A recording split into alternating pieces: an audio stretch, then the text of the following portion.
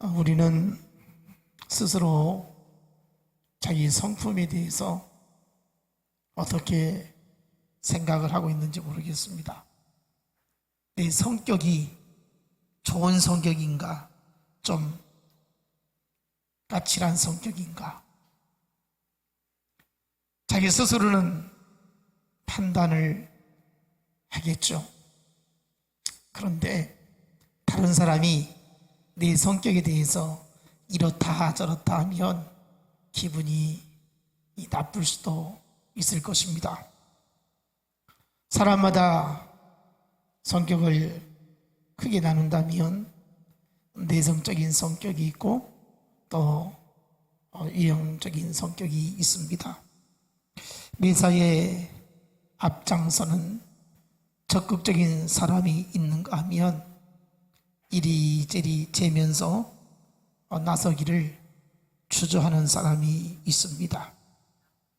불의를 보면 참지 못하고 나서는 사람이 있는가 하면 내 일이 아닌데 내가 굳이 나설 필요가 있나 하고 무관심하는 사람도 있습니다.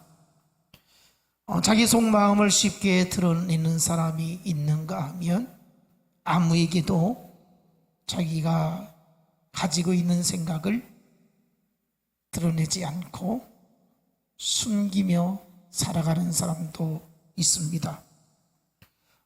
말수가 많은 사람이 있는가 하면 묻는 말도 힘들게 대답하는 사람도 있습니다. 누군가의 정보를 들으면 어떻습니까?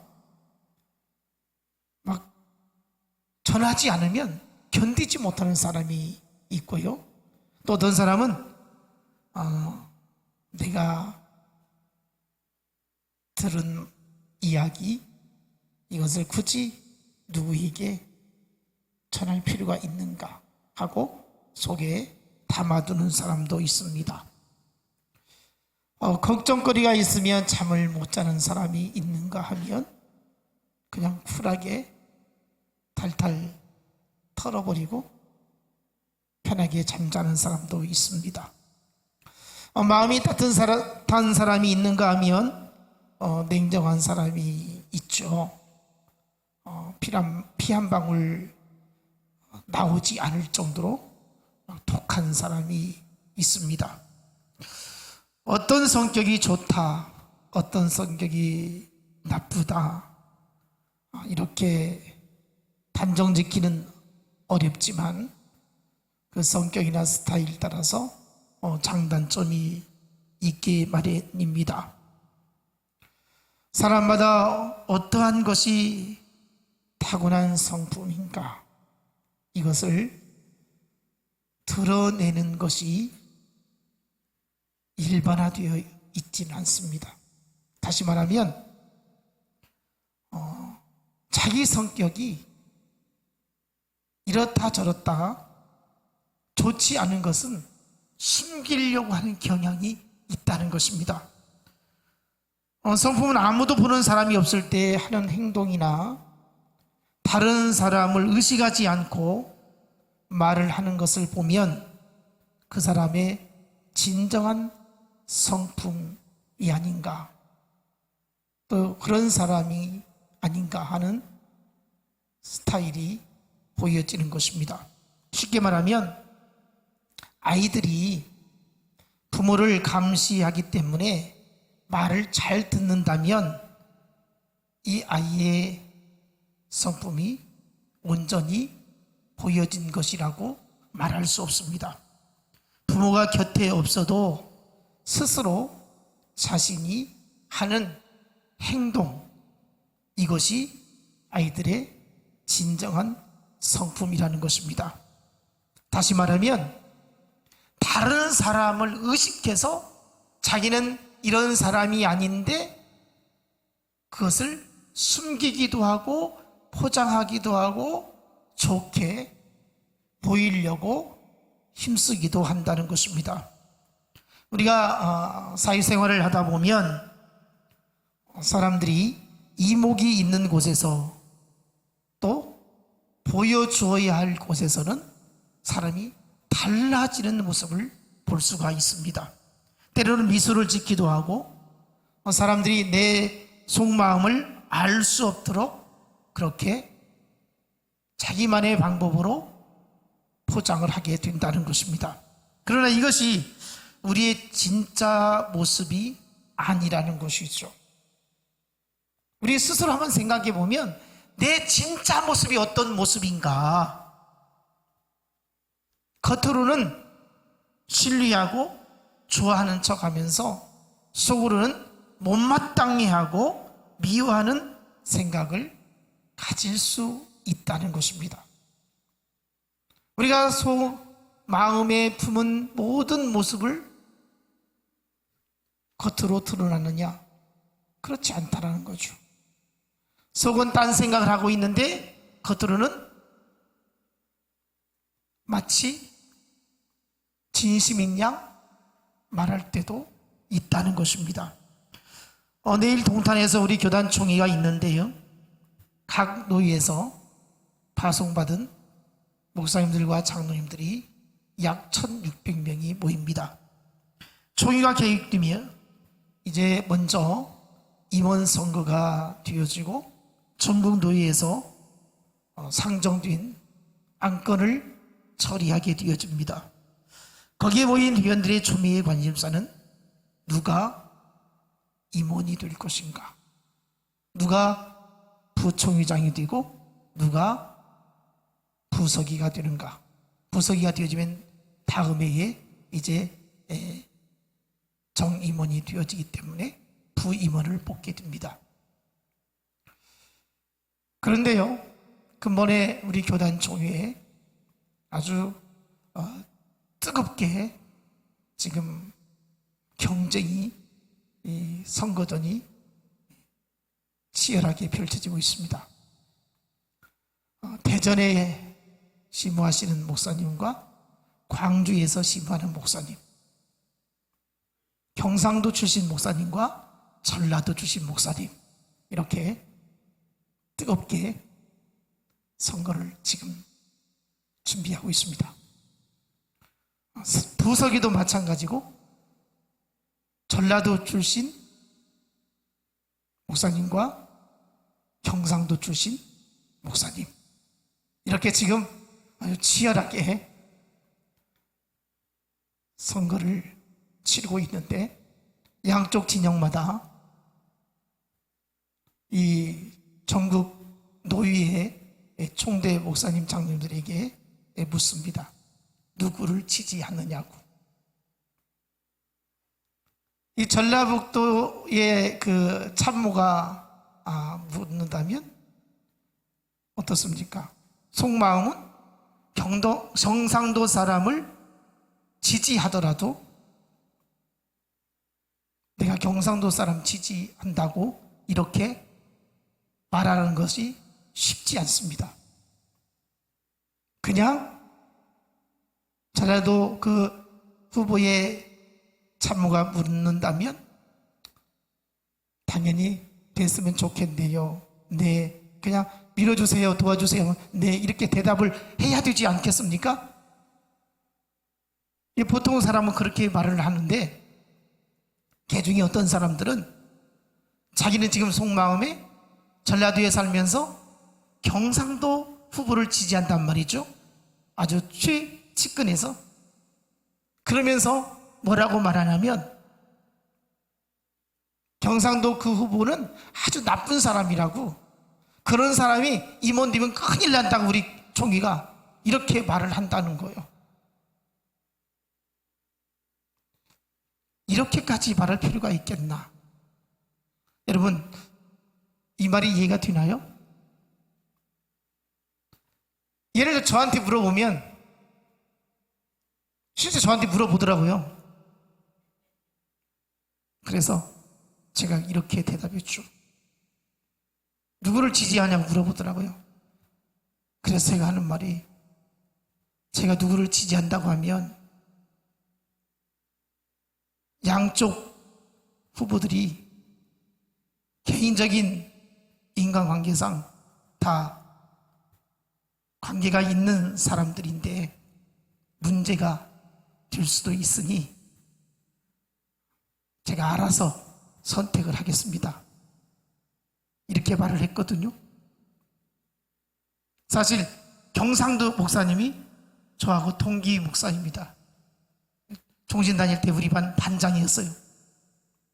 그리고 또 다른 후보는 김제 사람이에요. 참 고민이 되겠죠. 그래서 제가 마음은 이미 정해져 있지만 그것을 굳이 누구를 좋다 나쁘다 말하는 것이 편치 않았습니다.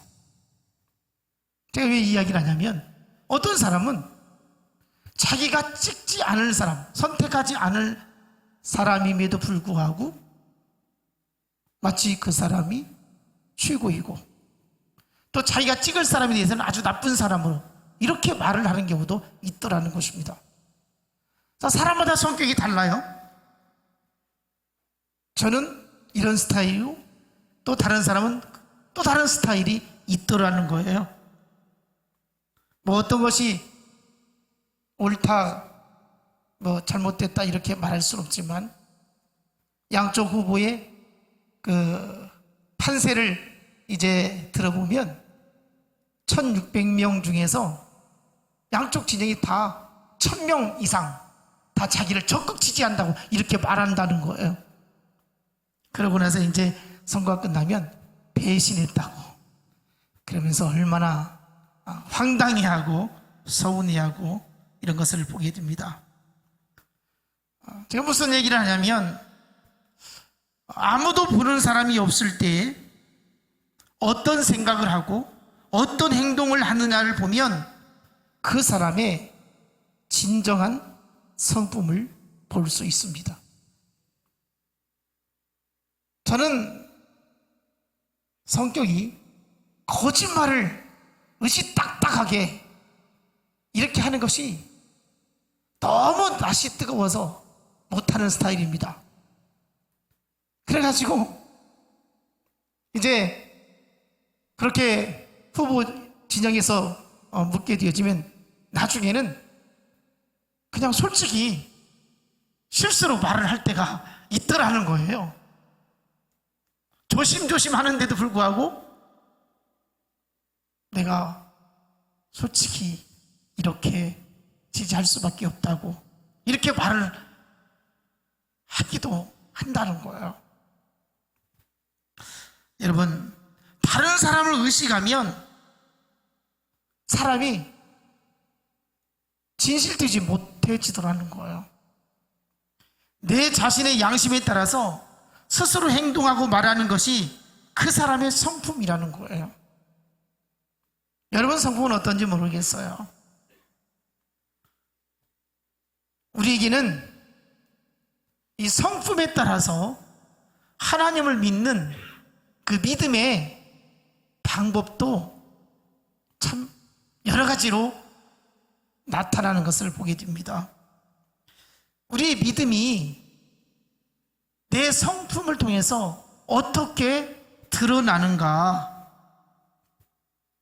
우리는 하나님 앞에서 진실된 믿음, 신실한 믿음, 정직한 믿음을 가질 수 있기를 원합니다. 세상 사람들이 세상 가운데서 자기를 포장하고 자기를 숨기고 또 양심에 벗어난 말을 하고 행동을 하는 것을 보면서 우리는 하나님 앞에서 언제나 선한 양심을 가지고 믿음을 가져야 되겠다는 것입니다. 신앙은 언제나 역전이 있고요, 반전이 있습니다. 상식을 초월한 하나님의 역사가 우리 가운데에 얼마든지 일어날 수 있습니다. 다시 말하면 믿는 척 하지 말자는 거예요. 실제로 믿으라는 거예요. 겉포장하지 말라는 거예요. 믿음이 없으면서 믿음이 있는 척 하지 말라는 거예요. 예수 진짜 믿으라는 거예요. 하나님 앞에서 어떤 상황에서도 하나님을 신뢰하고 하나님을 의지하자는 거예요. 하나님을 믿어야 된다는 생각이 있지만 실제로 우리는 믿지 못하는 부분이 얼마나 많이 있는 줄 모릅니다. 예수 믿는 사람이라면 환난 날에 하나님을 믿어야 된다고 생각하지 않는 사람 아무도 없습니다. 우리가 정말 예수 믿는 사람이라면 어려운 난관에 빠졌을 때에 하나님을 의지하고 하나님께 기도하고 하나님의 도우심을 구해야 한다는 것 모르는 사람 아무도 없습니다. 그러나 이런 믿음의 양식이, 그런 생각이 실제로 내 삶에 적용되어지느냐? 그렇지 않다는 거예요. 내가 정말 믿음이 있는 사람이라면 하나님을 충분히 신뢰할 수 있어야 한다는 거죠. 하나님을 온전히 의지하며 살아야 된다는 것입니다. 하나님과 인격적인 관계가 맺어져야 하는 것이고 하나님께 대한 좋은 경험이 우리에게 있어야 한다는 것이죠. 오늘 주신 말씀 본문 요한복음 14장 1절에 보니까 너희는 마음에 근심하지 말라. 하나님을 믿으니 또 나를 믿으라. 예수님께서 근심하고 있는 제자들에게 하시는 말씀인데요. 너희는 마음에 근심하지 말라. 하나님을 믿으니 나를 믿어라. 근심하지 말아야 할 이유는 하나님 믿잖아. 나를 믿잖아. 너희가 나를 믿는데 어찌하여 근심하느냐? 예수님께서 이 말씀을 제자들에게 전하실 때가 언제였냐면 이제 십자가를 지시기 위해서 준비하는 과정이 있었습니다. 내가 이제 곧 십자가를 지고 죽게 될 것이다. 오늘 우리가 읽은 말씀 14장 바로 앞에 13장에 보면 예수님께서 수건에 허리를 두르시고 제자들의 발을 씻겨 주셨습니다. 그리고 제자 중에 한 사람이 주님을 팔게 될 것이라고 말씀해 주십니다. 너희들이 내가 십자가 질 때에 다 도망칠 것이고 수제자 베드로는 닭이 울기 전에 나를 3번이나 부인하게 될 것이다. 이렇게 예수님 말씀하셨어요. 이 예수님의 말씀 듣고 제자들이 근심하게 되었던 것입니다. 예수님이 죽는다는 거예요. 예수님이 지난 3년 동안 우리들에게 해주신 말씀 하나도 허투루 하신 말씀이 없었다는 거예요. 예수님이 말씀하신 것 하나도 땅에 떨어지지 않고 그대로 이루어진 것을 경험을 했습니다. 제자들이 생각할 때 예수님이 저렇게 말씀하시는데 진짜 예수님 십자가에 못 박혀 죽으시면 어떡하지? 우리 가운데 예수님을 팔아 넘기는 사람이 있다고 하는데 정말 그러면 어떻게 하지? 내가 예수님을 위해서 죽기까지 따르겠다고 했는데 예수님을 부인한다고 있을 수 없는 일인데 하면서 제자들이 근심을 하게 되었던 거예요. 이렇게 근심하는 제자들에게 예수님께서 하시는 말씀이 하나님을 믿으니 나를 믿으라.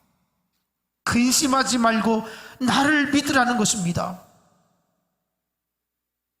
예수님은 제자들에게 하고 싶은 이야기가 나의 인격을, 나의 신격을, 나의 가르침을, 내가 너희들에게 보여주었던 능력을 믿으라는 것입니다. 요한복음 14장 11절 보면 내가 아버지 안에 거하고 아버지께서 내 안에 계심을 믿으라. 그렇지 못하겠거든 행하는 그 일로 말미암아 나를 믿으라. 여러분, 예수님께서 행하신 일이 무엇입니까?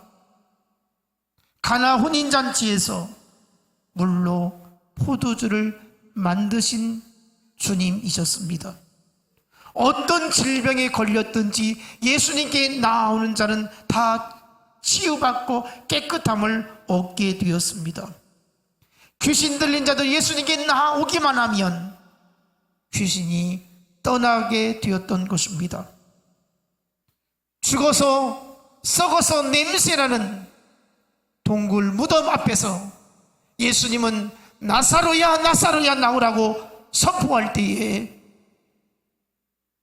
그 무덤 속에서 나사로가 살아서 나오게 되는 것을 보게 되었습니다. 광풍이 몰아치는 바다를 향해서 잠잠하라 말씀하시니 잔잔해진 것을 보게 되었습니다. 떡 5조각과 물고기 2마리로 5,000명을 먹이고도 12강주리가 남겨지는 것을 제자들은 보았습니다. 아무리 큰 죄를 지었어도 예수님께 나오기만 하면 깨끗하게 용서받고 죄사함을 얻어서 새 생명을 얻게 되어지는 하나님의 사랑을 보았습니다. 그래서 예수님은 제자들에게 자신이 행했던, 보여주었던 일들을 통해서 나를 믿으라 이렇게 말씀을 주십니다. 그러면서 예수님은 제자들에게 믿음의 놀라운 가능성을 말씀해 주시는데요, 요한복음 14장 12절 보면 너희가 나를 믿는 만큼 내가 하는 일뿐만 아니라 그보다 더 큰 일도 할 것이다. 너희가 내가 한 일뿐만 아니라 나보다 더 큰 일도 할 것이다 이렇게 말씀을 하고 있습니다. 예수님의 능력을 믿을수록 지금까지 보고 경험한 것들보다 더 크고 놀라운 일들을 행할 수 있다라고 말씀을 하고 있는 것입니다. 의기소침해 있고 절망에 빠져 있는, 근심 가운데에 빠져 있는 제자들을 향해서 예수님께서는 너희들도 내가 한 일을 행할 수 있을 뿐만 아니라 나보다도 더 큰 일도 할 수 있다라고 말씀을 주시고 있습니다. 너희가 성령을 받으면 예수님보다 더 큰 일을 할 수 있다라고 말씀을 주신 것입니다. 오늘 우리에게 우리 주님이 말씀을 주십니다. 예수님이 어떻게 이 땅에 오셔서 기적과 표적을 나타내 보여주셨는지 우리는 말씀을 통해서 알고 있습니다. 그렇다면 우리에게도 창조적인 믿음을 가져야 한다는 것입니다. 하나님을 신뢰하지 못하면 우리는 끊임없이 염려 가운데 살 수밖에 없습니다. 근심이 많으면 많을수록 우리는 더 큰 믿음으로 나아가야 되는 것입니다. 우리가 하나님을 신뢰하지 못한다면, 믿음이 약해진다면 우리 염려는 더 커질 수밖에 없다는 것입니다. 예수님은 아픈 자를 치료하여 주셨고 소유당하여 이롭고 고독한 사람의 친구가 되어 주셨고 마음이 슬픈 자를 위로해 주셨고 소망이 없는 자에게 새롭게 살 수 있는 소망을 주신 것을 볼 수가 있습니다. 우리의 삶에 일어나는 모든 일들을 예수님께서는 해결하실 수 있는 능력을 우리에게 주신다고 말씀을 하고 있습니다. 문제는 정말 내가 믿음 안에서 살아계신 하나님의 능력을 얼마나 신뢰하고 의지하고 있느냐는 것입니다. 베드로전서 5장 7절을 보니까 너희 염려를 다 주께 맡기라 이는 그가 너희를 돌보심이라. 여러분, 주님께 우리의 염려를 맡길 수 없습니까? 너무나도 큰 고민이고 너무나도 큰 염려고 너무나도 해결할 수 없는 문제이기에 주님께 맡길 수 없습니까? 우리가 진정한 믿음을 가졌다면, 우리가 살아계신 하나님을 의지하고 살고 있다면 주님께 못 맡길 것이 하나도 없습니다. 다 맡길 수 있습니다. 우리가 어려움을 겪을 때에 흔히 할 수 있는 말이 무엇입니까? 기도하자고 이렇게 말합니다. 그런데 그 기도하자고 하는 이 말 속에 정말 믿음을 가지고 기도하자는 말입니까? 아니면 그냥 하는 소리입니까? 우리는 예수 믿는 사람으로서 당연히 어떤 문제 앞에서든지 우리 기도하자고, 기도하면 길이 열려질 것이라고 이렇게 말을 하는데 그냥 입에 붙은 말입니까? 내 깊은 마음속에서 우러나서 하나님께 기도하면 하나님이 들어주신다는 확신을 가지고 기도하자고 말합니까? 오늘 우리에게 하나님께서 말씀해 주십니다. 정말 믿음이 있으면 기도해 보라는 것입니다. 속이 없는 말을 하지 말라는 것입니다. 진짜 하나님 앞에 기도하면 하나님이 도와주시고 응답해 주시고 축복해 주시고 해결해 주심을 믿으라는 것입니다. 예수님이 행하신 일을 바라보면서 예수님은 제자들에게 말씀하실 때에 너희는 근심하지 말라. 하나님을 믿으니 또 나를 믿으라. 내가 행한 것을 보고 나를 믿으라 이렇게 말씀하셨으니 우리가 하나님께서 행하신 일을 알고 있습니다. 예수 그리스도가 어떻게 우리를 위해서 죽으셨는지 알고 있습니다.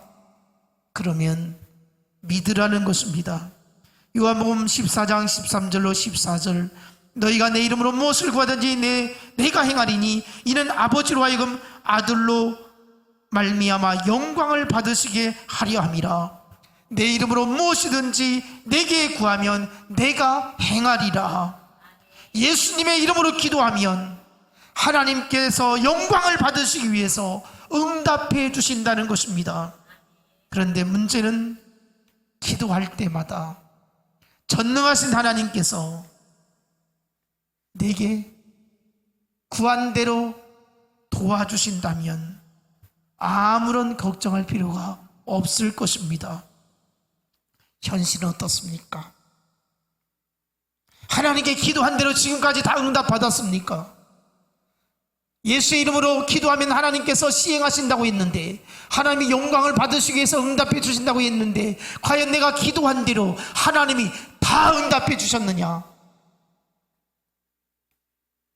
손꼽아서 수를 헤어 볼 때에 내가 아무리 기도해도 하나님이 응답하신 적이 거의 없습니다 라고 생각은 하고 있지는 않습니까?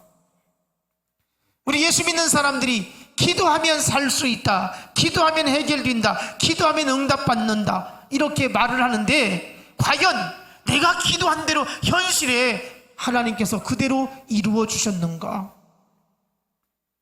이럴 때 어떻습니까? 실망을 하죠. 예를 들어서 생활비가 부족해서 하나님 너무 고통스럽습니다, 내게 물질의 복을 주옵소서. 하나님 말씀 붙들고 기도합니다. 하나님 기도하면 응답해 주신다고 했으니 기도합니다. 아무리 기도해도 형편이 더 어려워지는 것입니다. 육체의 질병으로 고생하면서 하나님 치료해 주세요, 병을 낫게 해주세요, 낫기만 하면 하나님 앞에 헌신하겠습니다, 충성스럽게 사명 감당하겠습니다, 그렇게 기도했는데 오히려 병이 더 중해지더라는 겁니다. 인간관계 속에서 하나님 아버지 화해하기를 원합니다, 사랑하며 살기를 원합니다, 좋은 마음을 가지고 살기를 원합니다. 그런데 갈수록 골이 깊어져서 원수가 되어지는 거예요. 이런 경험이 계속 쌓이다 보면 어떻습니까? 기도해봤자 아무 의미가 없더라, 하나님께 기도한들 무슨 소용이 있느냐, 이렇게 생각이 되지 않겠습니까? 이렇게 계속해서 허탈한 생각에 빠지다 보면 하나님을 믿는 믿음이 약해지게 될 것이고, 하나님의 말씀을 들어도 별로 감동이 없을 것입니다. 은혜가 되지 아니할 것입니다. 하나님이 공중에 나는 새도 먹을 것을 주시고 선인과 악인에게 빛을 골고루 비춰주신다는 것을 우리는 분명히 알고 있습니다. 그런데 하나님이 나를 먹여주시지 않는다는 것입니다. 하나님이 나를 먹여주신다는 것이 믿어지지 않는다는 거예요. 내가 부족함 가운데, 힘든 가운데 하나님 해결해 달라고, 하나님 도와달라고 그렇게 기도했는데 안 도와주더라는 거예요. 성경에는 분명히 하나님께서 그렇게 먹여주신다고 했는데, 하나님께서 그렇게 책임져 주신다고 말씀하셨는데, 그 말씀하신 하나님이 과연 내게 그렇게 해주실까? 의구심이 생기게 된다는 것입니다. 그런 일 수없이 많이 있지 않습니까? 우리가 기도 안 해본 것 아니지 않습니까? 얼마나 기도 많이 해봤어요. 답답해서 기도했고요, 힘들어서 기도했고요, 억울해서 기도했고요, 살기가 힘들어서 기도했고요. 그때마다 하나님께서 시원스럽게 응답해 주셨다면 얼마나 좋았겠습니까? 다 해결되었다면 얼마나 행복했겠습니까? 믿음이 신실해지지 않았겠습니까? 하나님을 더욱더 신뢰하고 하나님을 더욱더 의지하는 큰 믿음을 가져지지 않았겠습니까? 그런데 어떻습니까? 기도해도 소용이 없을 때가 수없이 많았다는 것입니다. 분명 성경은 말씀하시죠.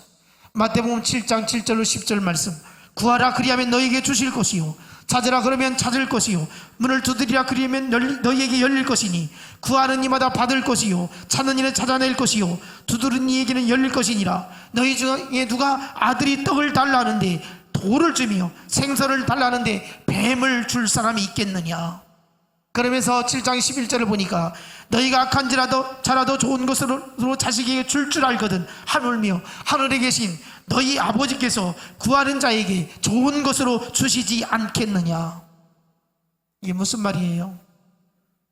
하나님께서 구하라, 찾으라, 두드리라 그러면 얻게 된다.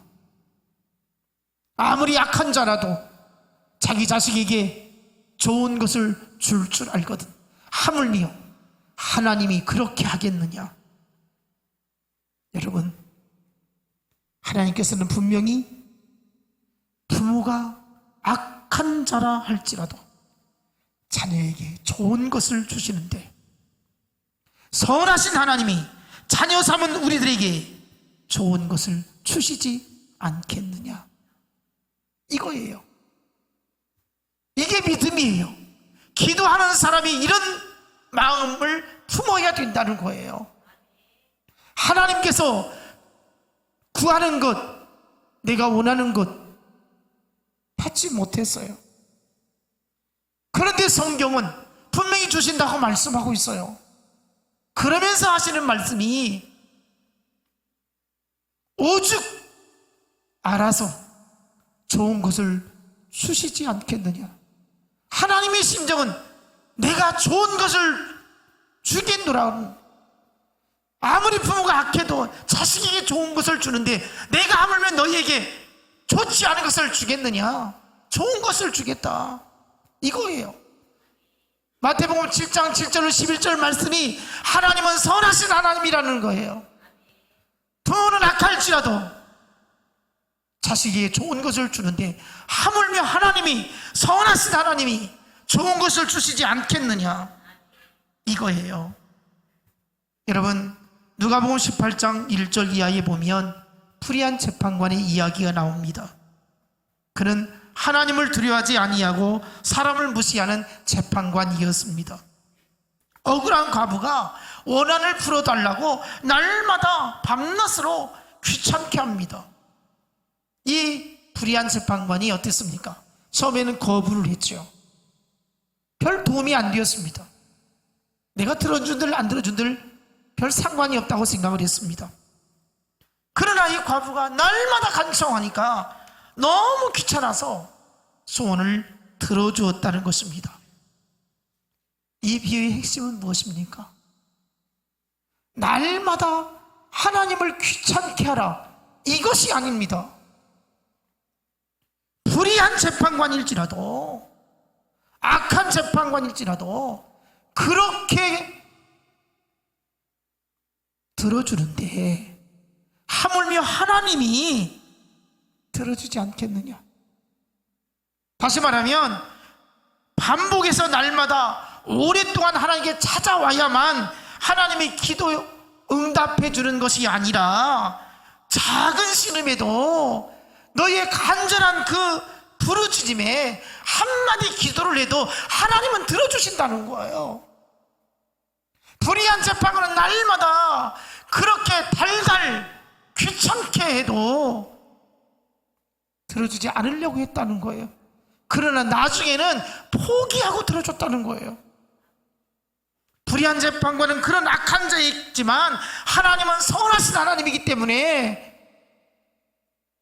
들어주신다는 거예요. 그런 하나님이 아니라는 거예요. 하나님은 불의한 재판관처럼 악한 자가 아니라는 거예요. 하나님은 선하신 하나님이라는 거예요. 우리가 하나님 앞에 부르짖어 기도하고 애통하면서 기도하는 것, 단 한마디 기도를 해도 하나님은 들어주신다고 이렇게 말씀을 하는 것입니다. 그리고 흔히 우리가 좋은 말로 기도 응답을 받지 못한다면 하는 말이 믿음이 부족해서 응답받지 못한다고 이렇게 말을 합니다. 여러분, 야고보 1장 6절로 7절에 보니까 오직 믿음으로 구하고 조금도 의심하지 말라. 의심하는 자는 마치 바람에 밀려 유동하는 바다 물결 같으니 이런 사람은 무엇이든 죽게 얻기를 생각하지 말라. 믿음의 반대는 무엇입니까? 의심입니다. 마가복음 11장 24절 기도하고 구하는 것은 받은 줄로 믿으라. 그리하면 그대로 되리라. 이렇게 말씀을 해주셨습니다. 그렇다면 믿음 없이 응답해 주실지 말지 의심하기 때문이다, 이런 의미인가? 우리가 얻지 못하면 의심하기 때문에, 믿음 없이 기도하기 때문에 응답받지 못하는 것 아니냐, 이런 의미인가? 여기서의 핵심은 기도 응답에 대한 의심을 하지 말라고 강조하는 것이 아니라, 이 야고보서의 배경을 보면 교회에 환난이 찾아왔습니다. 어떤 환난이 찾아왔느냐? 교회 안에 문제가 생겼습니다. 야고보 3장 10절을 보면 한 입에서 찬송과 저주가 나오고요, 14절에 보면 마음속에 독한 시기와 다툼과 거짓이 있었다고 그랬습니다. 그래가지고 교회 안에 문제가 심각해진 것입니다. 교회 안에 기도하는 사람들이 엉뚱한 기도를 하고 있습니다. 뭐라고 기도하느냐? 저런 악한 사람이 있습니다. 저런 막말하는 사람이 있습니다. 저런 시기가 가득하고 못된 사람이 있습니다. 하나님, 저 사람들을 물리쳐 주세요. 하나님, 저 사람들을 하나님이 진노해 주세요. 막 이렇게 기도하는 거예요. 그래서 야고보 사도가 하는 말이 하나님의 성령의 감동에서 주시는 말씀이 그거예요. 야고보 4장 3절에 보면 구하여도 받지 못함은 정욕으로 쓰려고 잘못 구하기 때문이다. 잘못 구한다, 이 말은 무슨 말이냐면, 우리가 흔히 정욕으로 구한다, 언뜻 생각하기를 육신을 위해서 구하는 것이 마치 정욕으로 구하는 것으로 이렇게 받아들이기 쉽습니다. 부자가 되게 해주세요. 건강하게 살게 해주세요. 자녀들이 잘 되게 해주세요. 얼마든지 우리가 기도할 수 있는 것 아니겠습니까? 이렇게 기도하는 것이 정욕으로 구하는 것이 아니라, 지금 이 야고보 사도가 그렇게 정욕으로 구하기 때문에 응답받지 못한다, 이 말은 다른 게 아니라 다른 사람에게 이렇게 문제 있는 줄 알고 그 사람을 물리쳐 달라고 기도하기 전에 네 자신을 한번 돌아보라는 것입니다. 다른 사람에게만 문제가 있다고 하지 말고 네 자신의 모습을 보고 회개하라는 것입니다. 기도할 때 누가 문제가 있으니 고치게 해달라고 구하기 전에 내 자신의 추악한 모습을 볼 수 있어야 한다는 것이죠. 이것이 바로 욕심이라는 것입니다. 정욕이라는 것이 바로 내 자신을 바라보지 아니하고 다른 사람의 허물만 바라보면서 하나님 앞에 구하는 것이 잘못된 기도라는 것입니다. 그럴 때 응답받지 못한다, 이렇게 말씀을 주신 것입니다. 오늘 우리가 하나님 앞에 기도하기를 원합니다. 하나님, 내 자신을 보게 하여 주옵소서. 내 믿음을 보게 하옵소서. 내 자신이 하나님 앞에 어떻게 서 있는지를 바라보게 하옵소서. 오늘 우리가 하나님 앞에 믿음으로 진실되게 나아가기를 원합니다. 고린도후서 12장 9절 이하에 보면 바울이 육체의 가시로 인해서 하나님께 고쳐달라고 기도를 합니다. 왜? 복음을 전하는데 너무 불편하였습니다. 그래서 3번을 하나님 앞에 간절히 기도했죠. 하나님께서 뭐라고 말씀하시는가? 고린도전서 12장 9절, 내 은혜가 네게 족하도다. 이는 내 능력이 약한 데서 온전하여짐이라. 바울이 고백하기를 자기가 원하는 것이 응답되지 않았어도 크게 기뻐했다고 이렇게 고백을 합니다. 바울이 더 이상 병 낫게 해달라고 기도하지 않았습니다. 질병 때문에 괴로워하지도 않았습니다. 오히려 약한 것을 자랑하게 되었고 그리스도의 능력이 내게 머물렀다라고 고백을 하게 되었습니다. 여러분, 우리도 이렇게 기도할 수 없습니까? 우리도 이렇게 믿음으로 하나님 앞에 나아갈 수 없습니까? 바울은 분명히 자기가 원하는 것 해결되지 않았습니다. 그러나 더 이상 그 문제로 기도하지 않았습니다. 왜? 응답받았기 때문에 그렇습니다. 내가 이 질병을 가지고 살아야만 하나님의 능력이 내 안에 역사하기 때문에, 내가 약해질수록 하나님의 강함이 나타나기 때문에 그는 오히려 하나님 앞에 감사했고 만족했습니다. 여러분, 지금 기도하는 것 많이 있지 않습니까? 때로는 내 인생이 폐허가 되어진 것처럼, 잿더미가 되어진 것처럼, 냄새나는 거름더미가 된 것처럼 생각될 때도 있습니다.